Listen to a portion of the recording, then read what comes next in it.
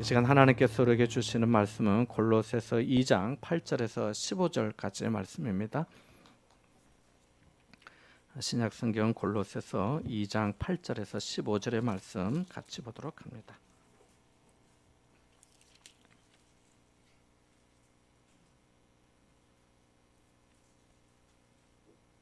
신약 성경 325쪽 또는 6쪽 되겠습니다. 같이 봅니다. 누가 철학과 헛된 속임수로 너희를 사로잡을까 주의하라. 이것은 사람의 전통과 세상의 초등 학문을 따르며 그리스도를 따름이 아니니라. 그 안에는 신성의 모든 충만이 육체로 거하시고 너희도 그 안에서 충만하여졌으니 그는 모든 통치자와 권세의 머리시라. 또 그 안에서 너희가 손으로 하지 아니한 할례를 받았으니 곧 육의 몸을 벗는 것이요 그리스도의 할례니라.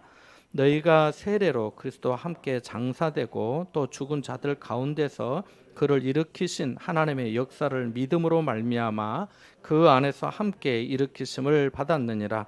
또 범죄와 육체의 무할례로 죽었던 너희를 하나님이 그와 함께 살리시고 우리의 모든 죄를 사하시고 우리를 거스르고 불리하게 하는 법조문으로 쓴 증서를 지우시고 제하여 버리사 십자가에 못 박으시고 통치자들과 권세들을 무력화하여 드러내어 구경거리로 삼으시고 십자가로 그들을 이기셨느니라. 아멘. 이런 아르바이트를 구하는 광고가 났습니다. 월 기본급 170만 원에 건당 5만 원의 수당을 주고 교통비와 식비는 별도로 하고 하는 일은 급여 대행이었습니다. 이 광고를 보고 아르바이트 자리를 구하던 30대 주부가 연락을 했습니다. 그녀가 맡은 일은 말씀드린 대로 급여 관리 및 지급 대행이었습니다. 사무실에 매일 출근 도장을 찍는 일 없이 카카오톡과 같은 텔레그램이라고 하는 SNS로 팀장이 핸드폰으로 지시한 업무만 하면 됐습니다. 출근 도장을 찍지 않으니까 상사와 부딪힐 일도 없고 업무 강도도 약한데 급여는 많은 그야말로 꿀 알바였습니다. 주부는 간단한 이력서를 보냈습니다. 사무실을 찾아가 면접도 보지 않고 바로 채용이 되었습니다. 그녀는 자신을 채용한 회사의 정확한 위치와 현황 또 담당 직원에 대해서도 몰랐습니다. 그뿐이 아니었습니다. 그녀는 자신에게 업무를 지시하는 팀장의 얼굴조차 본 적이 없었습니다. 현금을 수거하는 업무인데도 신원 보증도 요구하지 않았습니다. 그녀는 그렇게 아르바이트를 시작했고 약속된 급여를 받았습니다. 그녀는 처음에 연락받은 대로 서류만 전달하였습니다.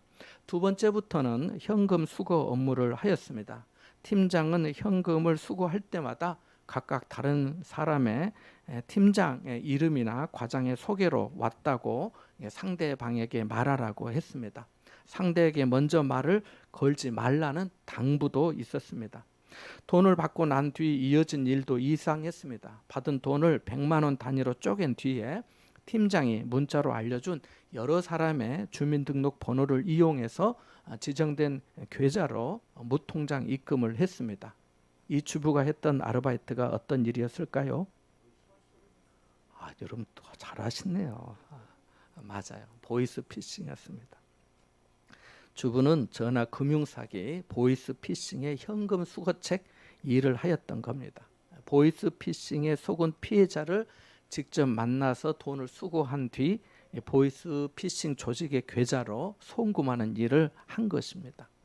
이 보이스피싱 조직의 사기 수법은 이랬습니다. 먼저 사기범은 카카오뱅크 정책지원 특내 긴급지원금 저금리 대출 저금리로 2,500만 원까지 대출 가능이라는 문자를 피해자에게 보냅니다. 문자를 받은 피해자는 신청서를 작성하기 위해서 그 문자 안에 포함된 링크를 클릭하면 그 휴대전화에 악성 프로그램이 설치됩니다. 다음 날 다른 조직원의 저축은행 직원인 척 피해자에게 전화를 걸어서 300만 원을 대출받은 지 3개월이 지나지 않았는데 기존 대출금 300만 원에 이자 60만 원을 바로 납부하지 않으면 신용 불량자로 등록될 수 있습니다. 지금 신용도를 유지하기 위해 600만 원을 추가로 입금하면 대출을 받을 수 있습니다. 라고 합니다. 이렇게 속은 피해자에게 아르바이트 그 주부는 모 팀장님 연락을 받고 왔습니다. 라고 하면서 그 피해자가 건네주는 960만 원을 건네받았고 이 돈을 나눠서 송금한 것입니다. 그래서 주부는 사기 방조 혐의로 재판에 넘겨졌습니다. 이 주부는 유모차에 자기 아기를 데리고 법정에 출석해서 나는 보이스피싱 범죄인지 몰랐다고 말했습니다. 하지만 그녀의 주장은 받아들여지지 않았습니다. 판사가 이렇게 말했습니다.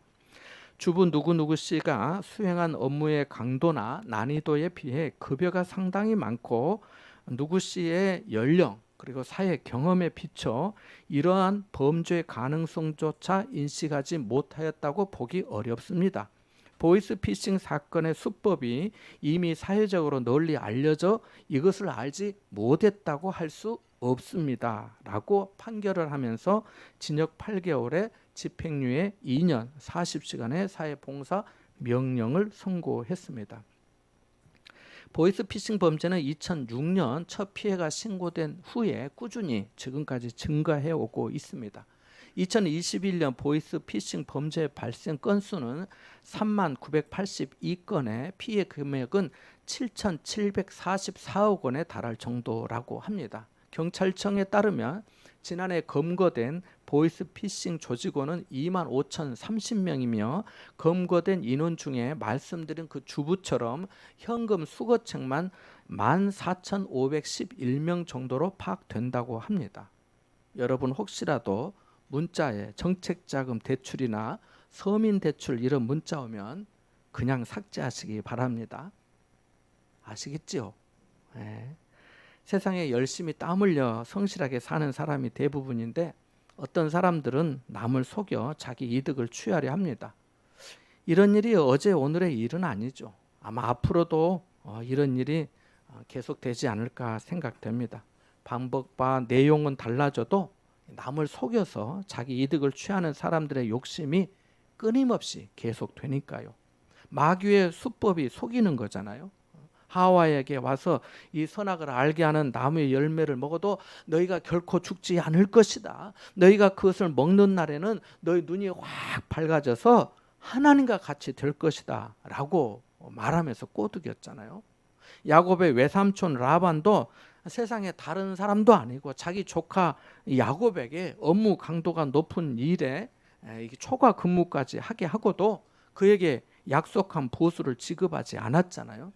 그래서 야곱이 자기 아내들에게 한 말이 그 말이지 않습니까? 그대들의 아버지가 나를 속여 품삯을 10번이나 변경하였다고 창세기 31장 7절에 말씀하였습니다. 이러고 보면은 세상에 믿을 사람이 별로 없는 것 같아요. 마가복음 10장 19절에 보면 예수님은 속여 빼앗지 말라라고 말씀하셨는데요. 속여 빼앗는 것이 물질만이겠습니까? 사람의 마음을 혼미하게 하고 사람의 마음을 속여 훔치는 것도 마찬가지 아니겠습니까? 사무엘하 15장 6절에 보면 다윗의 아들 압살롬이 이스라엘 사람의 마음을 훔쳤다고 말합니다. 사람의 마음을 훔치는 이유가 뭐겠습니까? 자기 사람, 자기 편 만들려는 거 아니겠습니까? 영적 생활에도 이런 경우가 얼마든지 있을 수 있음을 우리는 기억해야겠습니다. 지난주일 우리는 골로새서 2장의 앞부분의 말씀을 통해 바울이 우리에게 전해준 교훈을 생각해 보았습니다.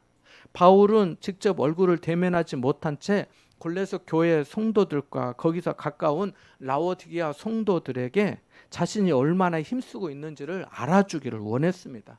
자신이 인사를 받기 위해서가 아니라 그래야 자신이 전한 복음의 교훈이 강가에 심어진 나무처럼 그들 속에 뿌리를 잘 내리고 성도들이 마음의 위안과 은혜와 격려를 받고 사랑 안에서 연합하여 확실한 이해의 모든 풍성함 가운데 하나님의 비밀인 그리스도를 깨달을 수 있었기 때문입니다.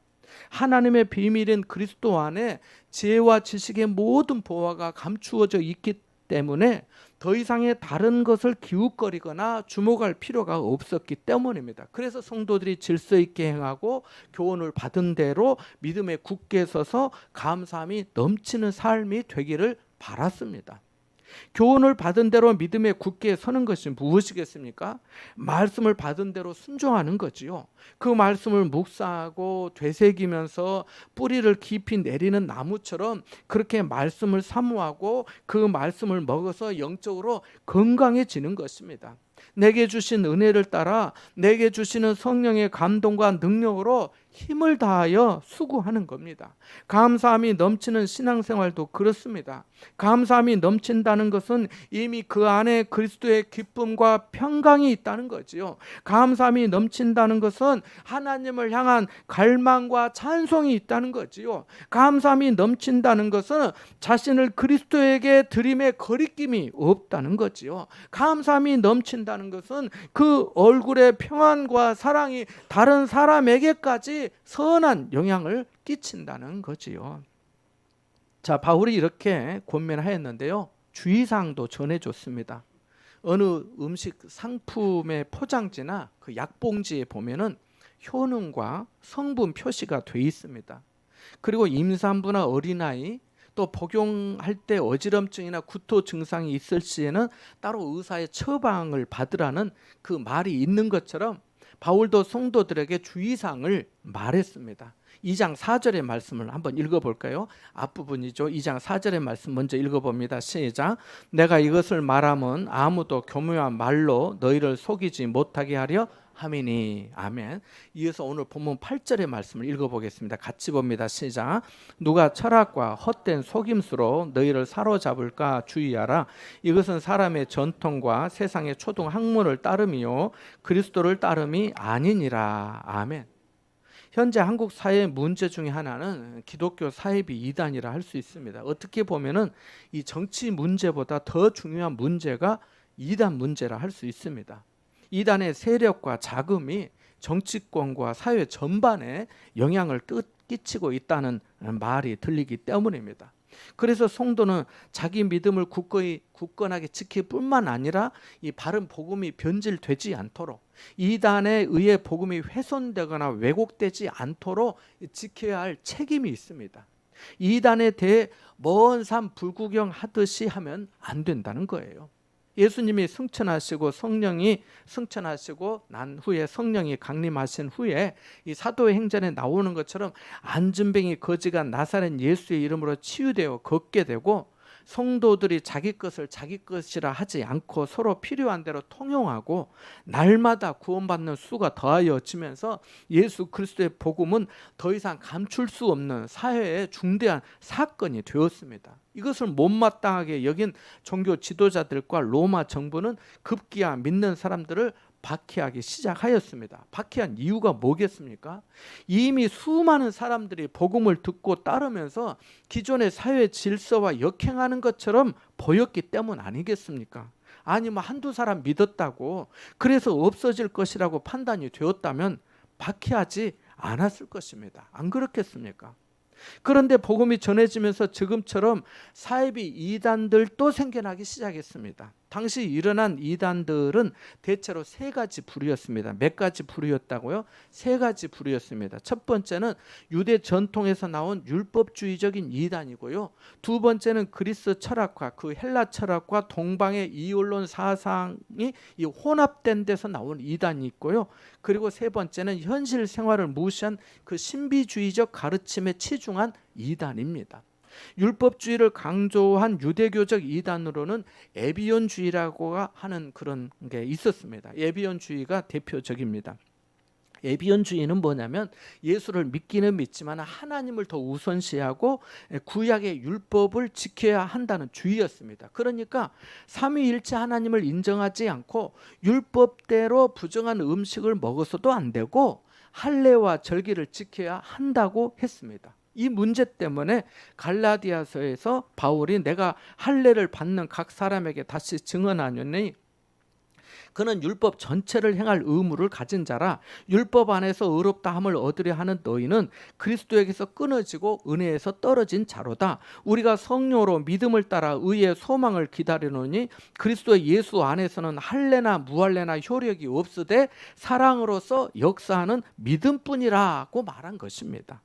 에비온 주인은 예수님을 하나님께 순종한 훌륭한 인간으로 보았습니다. 참 신이시고 참 인간이신 예수님에게서 참 인간으로만 본 것입니다. 참 인간으로만 보니까 위대한 선지자 정도로만 인정한 겁니다. 이러한 사상은 후대에 이슬람교에 영향을 끼쳤습니다. 그래서 이슬람교에서 이 마호메트를 위대한 선지자로 여기는 것입니다.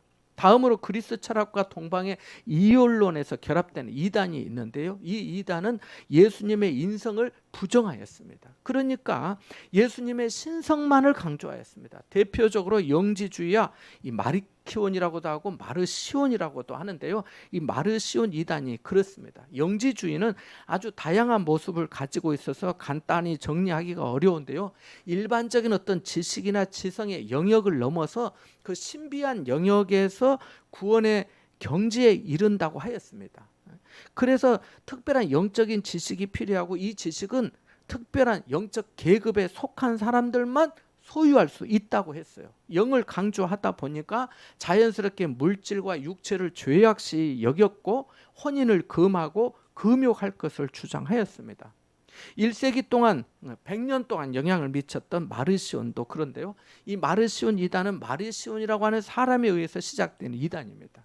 그는 예수님의 제자들을 그 유대주의자로 여기고 오히려 예수님의 제자들은 배척하고 그 바울을 극단적으로 추종하였습니다. 그래서 그는 구약은 믿을 필요가 없고 구약에 나오는 하나님은 열등한 하나님이고 너무 잔인한 분이시다. 신약에 나타난 예수 그리스도의 아버지 그분만이 은혜로운 분이다 라고 주장하였습니다. 마르시온도 육신으로 오신 예수님을 부정하니까 육체의 부활도 없고 최후 심판도 없다면서 육식이나 부부 생활을 금하는 금욕 생활을 주장하였습니다. 지금도 어떤 이단이 이런 비슷한 일을 하고 있잖아요. 신앙촌의 박태선도 거기 들어가면 남자 여자 다 따로 살도록 하잖아요. 신옥주의 은혜로 교회도 마찬가지고 김기순의 아가동산도 그렇습니다. 그 교주를 아가야님이라고 부르잖아요. 아가야, 무슨 아가야인지 모르겠어. 그렇게 하는 거예요. 마지막으로 신비주의적 가르침에 추종하는 이단도 있었는데 몬타누스주의가 대표적입니다. 예수님의 재림을 기다렸던 성도들이 이제 예수님이 곧 오실 거라고 하니까 초대교회 얼마나 예수님의 재림을 기다렸습니까? 기다렸겠습니까? 그런데 시간이 지나면서 재림이 더디 이루어지자 이 뜨거웠던 종말론적 그 어떤 종말 신앙이 퇴색하기 시작했어요. 이에 이방 종교의 사제였다가 기독교로 개종한 이 몬타누스가 자신에게 성령이 임했다고 말하였습니다. 그러면서 그가 창조주 하나님, 구속자 예수님을 인정하였습니다. 교리적인 면에서 영지주의나 마르시온과는 달랐습니다. 그런데 문제는 자신의 가르침이 새 애언이라고, 자기가 이제 계시를 받았다는 거지요. 새 애언이라고 하면서 방언과 열광적인 이 엑스터시, 이 황홀경의 체험을 강조한 거였습니다. 예를 들면 방언은 기본적으로 해야 하고 황홀경에 빠져 천국에 다녀오는 입신과 같은 그런 영적 체험을 강조하다 보니까 성도들이 그것이 전부인 줄 알고 다시 종말론 신앙에 몰두하여 결혼을 금하고 엄격한 금욕 생활을 강조하고 순교를 장려하였습니다. 우리나라도 그랬습니다. 한때 신비주의 이단이 우리 한국 교회, 한국 사회에 큰 문제였습니다. 한국 사람의 성향과 그것이 잘 맞아떨어졌거든요. 은혜 받고 은사 받고 황홀경에 빠지면 어쩔 줄 모르거든요. 1992년 10월 28일 세상을 떠들썩하게 했던 다미 선교회도 그랬어요. 이장님 목사가 자신이 재림의 새 애언을 받았다고 했잖아요. 그래서 일상의 책임도 성도들이 회피하고 직장 그만두고 날마다 교회에서 살면서 나중에는 예수님 오신다면서 흰옷 입고 찬송하고 기도하고 있는 모습이 그 방송에 크게 나왔었잖아요. 기억하실 거예요. 지금 시중의 기독교 사이비 이단이 거의 다 비슷합니다. 저희 교단 총회 이단 사이비 대책위원회에 따르면은 한국에만 자칭 재림주가 몇 명이냐면요, 40명이에요. 몇 명이라고요? 40명. 재림주가 40분이나 되는 거예요. 40명이 된 40명. 이단 단체가 200개라고 합니다. 1985년에 사망한 하나님의 교회 안상홍이 그랬고요.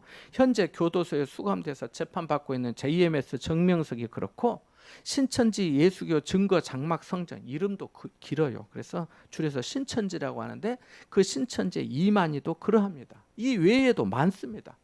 우리나라 이단의 그 교주의 이력을, 그 이력이라고 하는 것은 사회적 이력이 아니라 그 신앙의 이력을 말하는 거예요. 그 이력을 보면은 거의 다 이상한 이단에 속한 교회를 다녔던 것을 알 수 있습니다. 그래서 그 신앙생활의 이력도 중요한 거예요. 그 배경에 영향을 받게 되거든요. JMS 정명석에 의하면 자신이 성경을 2000번을 읽었고 예수님의 영이 자기 몸에 들어와서 자기의 육신을 사용하고 있다고 합니다. 자기는 예수님과 대화를 한다면서 이 오른손을 들고 주님이라고 부르면 손이 떨리는데 그것이 예수님의 영이 자기 안에서 반응하는 신호라고 합니다.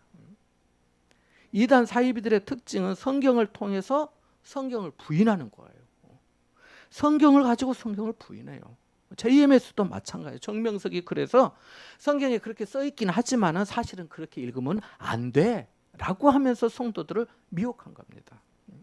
신천지의 이만희도 그래요. 1948년 서울에서 그 외국인 선교사님을 만나서 침례를 받았지만 그 후에 신앙생활한 교회 이력이 거의 다 이단이었어요.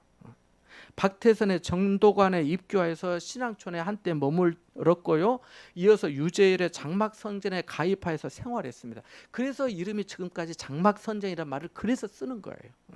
어디서 갑자기 장막성전이 나온 것이 아니고 해 아래 새 것이 없다고 하잖아요. 그 장막성전에서 나와서 자칭 보혜사라고 주장했던 그 백만봉의 재창조 교회에 또 다닌 겁니다. 거기서 나와서 장막성전에서 만난 홍종효와 함께 1980년 3월 14일 그 안양의 신천지 교회를 시작하였습니다. 그러니까 장막성전 다니고 새창조 교회 다니고 해서 섞어가지고 아까 말씀드린 대로 이름을 신천지 예수교 증거 장막성전 이렇게 말을 한 겁니다. 그래서 그렇게 이름을 진 거죠. 처음에는 두각을 나타내지 못했는데 1990년 서울 방배동에 신학원을 설립하면서 신천지가 급속도로 확장되기 시작하였습니다. 그래서 2018년 12월 기준 신천지 신도가 20만 2,899명이었다고 하니까요. 지금은 얼마나 더 많아졌겠습니까? 그 작년엔가 대구에서 그 대구 운동장 거기 어마어마한 사람들이 모였잖아요. 신천지는 이렇게 접근합니다. 고아원 아이들에게 보낼 사랑의 메시지를 적어주세요. 얼마나 좋은 거예요. 고아원 아이들에게 위로하고 격려할 한마디 글 적어달라고 하면서 접근한 거예요. 누가 그걸 마다하겠어요. 저희 교회에서 건강 세미나 해요. 한번 와보실래요? 그래요. 동화 구연을 배울 수 있는 좋은 문화센터가 있는데 같이 갈까요? 우리 무용도 가르쳐주고요. 보컬도 가르쳐주고요. 그림도 가르쳐줘요. 같이 가실래요? 그런 거예요. 선후배 멘토링을 하는데 같이 한번 모이면 안 될까요? 우리 영어 스터디 합니다. 설문지 하나만 해주세요. 어젯밤 꿈에 내가 당신 누구누구를 보았는데 당신의 흰 세마포를 입고 있었어요. 이렇게 말을 하면서 다가오는 거예요. 자기가 그 상대방 꿈에 흰 세마포 입고 나타났다고 하니까 갑자기 마음이 붕 뜨는 거. 그래요. 제가 당신 꿈에 그렇게 나타났어요. 그럼 내가 어떻게 해야 되죠? 이렇게 이제 되는 거죠. 또 주여 주여 하는 자마다 다 천국에 들어가는 것이 아니라는데 무슨 의미인지 아세요? 이러면서 또 접근하고요.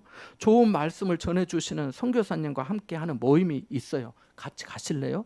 잡지사에서 나왔습니다. 청년들의 트렌드에 관한 인터뷰를 부탁드립니다 하면서 젊은이들에게 청년들에게 접근하는 거예요. 이 외에도 접근하는 말이 많이 있는데요. 다 속이는 거예요. 다 속이는 거예요. 매우 조심해야 합니다. 신천지가 전도에 특심한 이유가 있는데요. 그것은 14만 4천 명의 수를 채우면 순교자들의 영혼과 신천지인들이 그 신인 합일함으로 육체가 변화되어서 이 땅에서 육체가 죽지 않고 영혼이 산다는 그 영생관 때문에 그렇게 열심인 거예요. 여러분 생각해 보세요. 성경 어디에 순교자의 영혼과 합일된다는 내용이 있습니까? 성경 어디에 이 땅에서 영혼이 산다고 했습니까? 아닙니다. 그런데도 얼마나 많은 사람이 신천지에 미혹되어 가정을 버리고 어둠에 빠지는지 모릅니다. 자, 이단에 대해 말씀을 드렸습니다마는 바울이 골로새 교회 성도들에게 주의를 준 내용도 같습니다. 철학과 헛된 속임수에 넘어가는 것은 그리스도를 따름이 아닙니다. 앞서 말씀드렸지만 예수님은 참 신이시고 참 인간이십니다. 신성과 인성을 함께 가지신 분이십니다. 그래서 9절 말씀에 그 안에는 신성의 모든 충만이 육체로 거하신다라고 한 것입니다. 요한복음 1장에 보면 예수님에 대해 말씀하시는데 1장 1절에 태초에 말씀이 계시니라 이 말씀이 하나님과 함께 계셨으니 이 말씀은 곧 하나님이시니라고 합니다.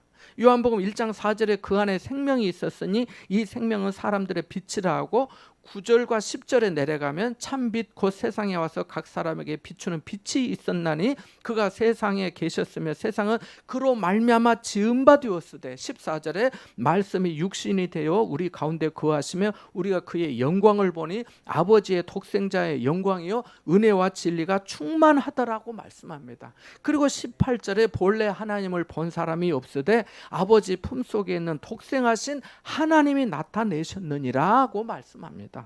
여기서 중요한 공통점이 있는데요. 그것은 예수 그리스도 안에 신성이 육체로 거하시고 말씀이신 하나님이 육신이 되었다는 것입니다. 성육신이라고 하지요. 그러니까 예수님이 참 하나님이시고 참 사람이라는 겁니다. 그래서 성탄절에 부르는 찬송가 122장 참 반가운 신도여 찬송가 가사에도 이 세상에 주께서 탄생할 때 참 신과 참 사람이 되시려고 저 동정녀 몸에서 나시었다. 여호와의 말씀이 육신을 입어 날 구원할 구주가 되셨도다 라고 한 것입니다. 할렐루야. 본문 11절에서 13절의 말씀도 마찬가지입니다. 같이 읽어볼까요? 11절에서 13절의 말씀입니다. 같이 봅니다. 시작. 또 그 안에서 너희가 손으로 하지 아니한 할례를 받았으니 곧 육의 몸을 벗는 것이요 그리스도의 할례니라. 너희가 세례로 그리스도와 함께 장사되고 또 죽은 자들 가운데서 그를 일으키신 하나님의 역사를 믿음으로 말미암아 그 안에서 함께 일으키심을 받았느니라. 또 범죄와 육체의 무할례로 죽었던 너희를 하나님이 그와 함께 살리시고 우리의 모든 죄를 사하시고 아멘. 11절에 너희가 손으로 하지 아니한 할례를 받았느니라고 하는데 왜 이런 말을 했을까요? 앞서 말씀드린 것처럼 율법주의적 그 유대교 이단 때문입니다. 그들은 예수만 믿어서 구원 얻는 것이 아니고 구약의 율법대로 남자는 할례를 받아야 한다고 했기 때문입니다. 이런 풍조에 그 이방인들이었던 그 대다수였던 그 골로새의 성도들이 아 그래야 하는가? 우리도 할례를 받고 절기와 계명을 다 지켜야 하는가 하면서 혼란에 빠지고 흔들릴 수 있기 때문에 바울이 너희가 이미 그리스도 안에서 할례를 받았다. 사람의 손으로 한 것이 아닌 그리스도의 할례를 받았다라고 한 것입니다. 이어서 세례로 그리스도와 함께 장사되고 또 죽은 자들 가운데서 예수님을 일으키신 하나님의 역사를 믿음으로 말미암아 예수님 안에서 함께 일으키심을 받았고 범죄와 육체의 무할례로 죽었던 너희를 하나님이 그와 함께 살리시고 우리 모든 죄를 사하였다라고 합니다. 철학과 율법주의적 이단이나 육신으로 오신 예수님을 부정하는 당대의 모든 사이비 이단이 헛된 교훈으로 성도들을 미혹하는 것에 대해 단호하게 선언하고 있는 것입니다. 이단들이 죄의 약점을 그 파고드는 것에 대해서 예수님의 대속으로 죄 사함을 얻었다고 합니다. 그러니 더 이상 그런 말에 사로잡히지 말라는 것입니다. 사로잡히는 것은 묶여서 끌려가는 거예요. 그러지 말라는 거예요. 14절 15절의 말씀도 마찬가지입니다. 같이 봅니다. 시작. 우리는 거스르고 불리하게 하는 법조문으로 쓴 증서를 지우시고 제하여 버리사 십자가에 못 박으시고 통치자들과 권세들을 무력하여 드러내어 구경거리로 삼으시고 십자가로 그들을 이기셨느니라. 아멘.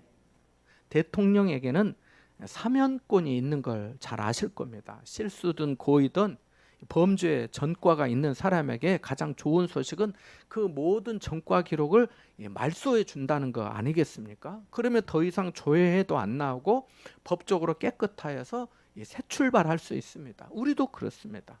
하나님께서 우리의 죄의 목록이 쓰인 증서를 다 지우시고 제하여 버리시고 십자가에 못 박으셨습니다.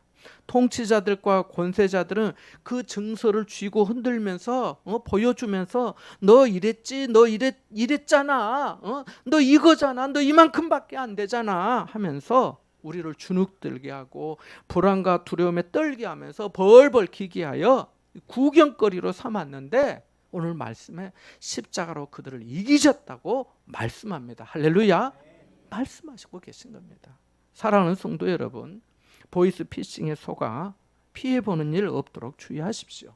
그리고 누가 여러분을 철학과 헛된 속임수를 써서 사로잡으려 할 때도 주의하십시오. 정말 조심하십시오. 사이비 이단의 사람들과 성경에 대해서 말도 섞지 마시기 바랍니다. 내가 성경 좀 안다고 내가 한번 덤벼봐야 되겠다 이렇게 논쟁하다가 올무에 걸리는 수가 있습니다. 그리고 교회 중심으로 신앙생활을 잘 하시고 교회 담임 목회자가 허락하지 않는 성경 공부는 참여하시면 안 됩니다. 옆에 집사님이 좋은 말씀 들으러 가자고 해도 목사님께 물어보고 가는 것이 유익합니다. 더 중요한 것은 여러분이 아름답고 복된 신앙생활을 하시는 겁니다. 그리스도 예수님을 주님으로 영접했으니 그 안에 뿌리를 받고 세움을 입어 교훈을 받은 대로 믿음에 굳게 서서 감사함이 넘치는 그 신앙생활 말입니다. 그러면 이단이 한 길로 왔다가 7길로 도망가게 됩니다. 여러분 안에서 기쁨과 자유와 사랑과 소망과 평안을 경험할 것이기 때문입니다. 오늘 우리 모습은 어떻습니까? 십자가로 이기신 주님을 온전히 의지하며 감사하고 있습니까? 십자가의 복음을 기뻐하며 전하고 있습니까? 십자가를 자랑하고 있습니까? 혹시 다른 것을 자랑하고 있는 것은 아닙니까? 사이비 이단은 십자가의 은혜를 의지하기보다 자신들의 금욕과 열심에 치우치는 경향이 훨씬 많습니다. 여러분, 십자가로 이기신 주님을 찬양하며 새롭게 시작되는 한 주간도 승리하시기 바랍니다. 여러분을 통해 하나님의 선하심과 인자하심이 더 많은 사람에게 증거될 줄 믿습니다. 이와 같은 은혜가 여러분과 함께 하시기를 축원합니다. 잠시 말씀을 묵상하겠습니다.